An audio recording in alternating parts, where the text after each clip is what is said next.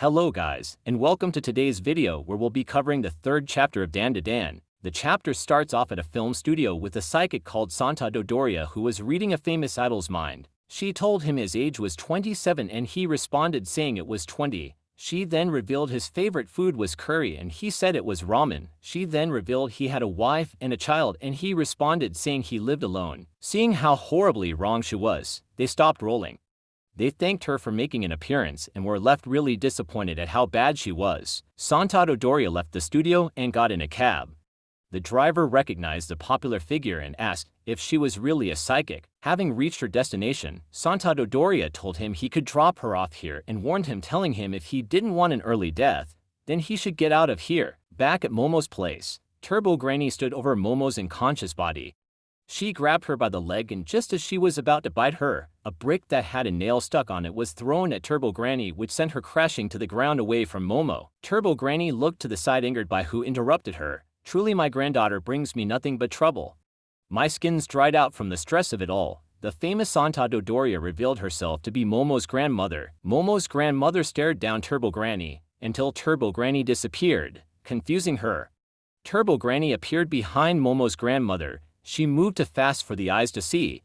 Turbo Granny gaped her mouth wide open, ready to bite down on her before her body caught fire. Momo's grandmother turned around surprised as she watched Turbo Granny drop to the ground in pain. Momo's grandmother was amazed by the spirit speed, but she wasn't that impressed because Turbo Granny went down just as she expected. I knew you'd circle around my blind spot.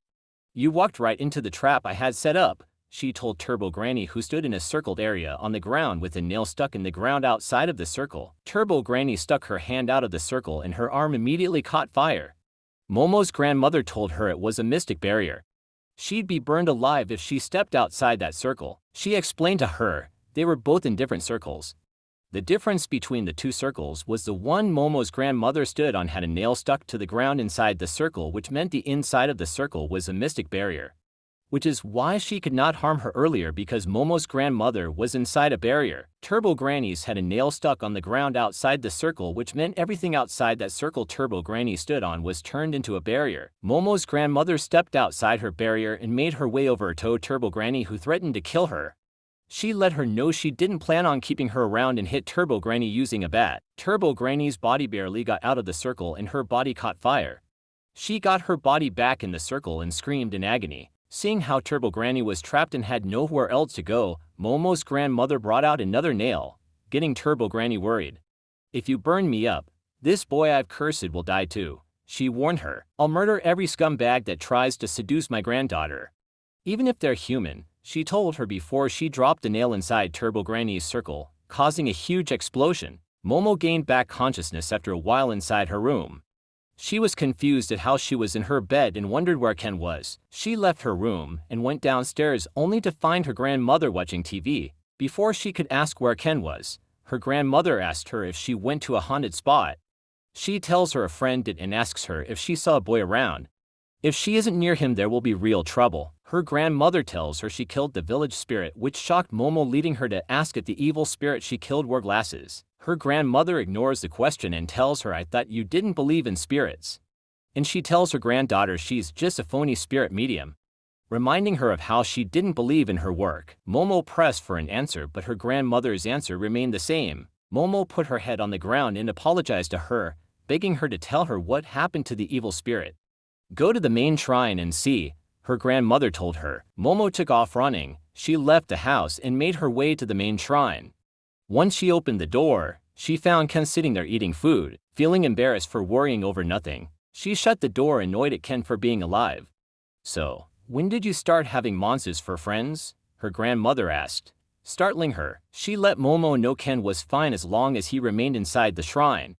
If he stepped a foot outside, Turbo Granny would take over. Momo lets her grandmother know Ken's thing got stolen and the curse won't be lifted unless he gets it back.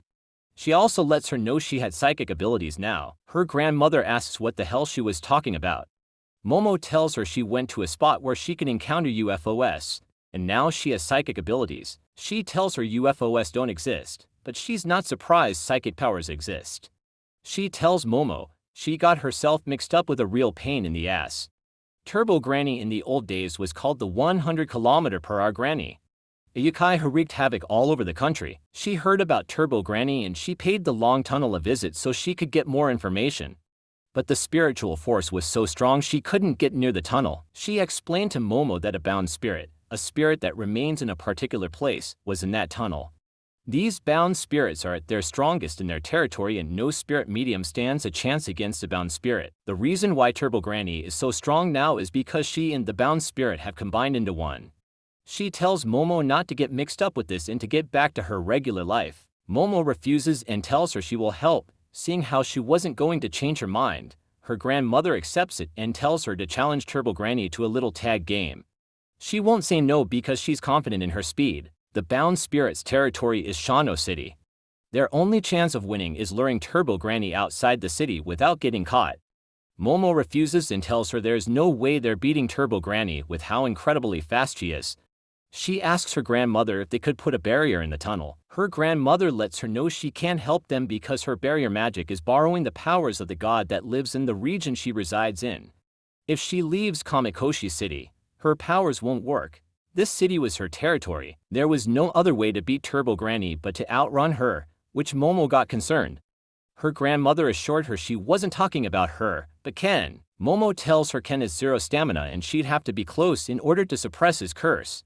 If he runs, it would be hard to suppress his curse.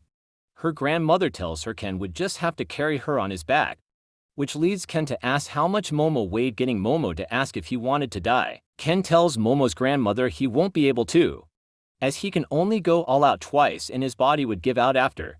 She simply tells him he'd have to get used to going all out all the time, and in order to achieve that, he has to do 5 sets of 100 push-ups, sit-ups, back exercises, and squats, and she tells her granddaughter she has to train her psychic powers to a higher level than they are now. Since she can't help them in the fight, she'd help them by being their trainer. She tells Momo she can go and get some sleep. Her training will begin tomorrow, but she tells Ken to get started immediately. As soon as Momo's grandmother left, Ken apologized to Momo. He tells her he was so desperate when the alien attacked he couldn't think about anything but himself. Momo assures him it's fine, but he doesn't see it that way because she saved him and defeated the monster. He lets her know he'll give it his all so next time he'll be able to help her. He begs her not to be disappointed in him and to still remain his friend. She lets him know she's not disappointed and that he's just overthinking. She tells him he was pretty good in that fight, but he's a real oaf and she probably end up saving him next time, too. She leaves him to get him a bed and he asks her to bring her water too. Inside the house, Momo's grandmother is sat in the living room watching the news, which was showcasing the idol she was with earlier, revealing everything she said, him having a child and being 27 instead of 20 to be true. Yeah. Now tell us about how you like curry and not ramen. Momo's grandmother watched the truth unravel.